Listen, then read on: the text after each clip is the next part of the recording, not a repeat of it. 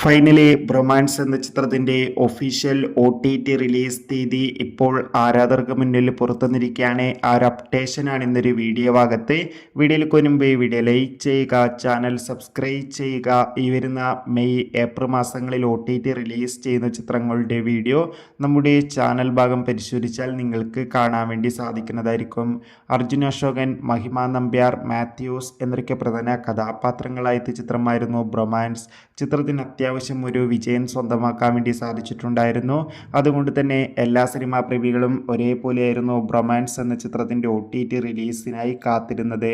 Finally ചിത്രത്തിൻ്റെ OTT അവകാശങ്ങളൊക്കെ Sony leave എന്ന OTT platform സ്വന്തമാക്കിയെന്ന് ഒഫീഷ്യലായി confirm ആക്കിയിട്ടുണ്ട്. ഇപ്പോൾ ഇതാ ബ്രൊമാൻസ് എന്ന ചിത്രം എന്നായിരിക്കും OTT റിലീസ് ചെയ്യുക എന്ന് കൺഫേം ആക്കിയിട്ടുണ്ട്. ചിത്രം ഈ വരുന്ന മെയ് 1-ാം തീയതി ആയിരിക്കും OTT റിലീസ് ചെയ്യുക. മലയാളം, ഹിന്ദി, തമിഴ്, തെലുഗു തുടങ്ങിയ ഭാഷയിലായിരിക്കും ബ്രൊമാൻസ് എന്ന ചിത്രം OTT റിലീസ് ചെയ്യാൻ പോകുന്നത്. കാത്തിരിക്കാം. ബൈ.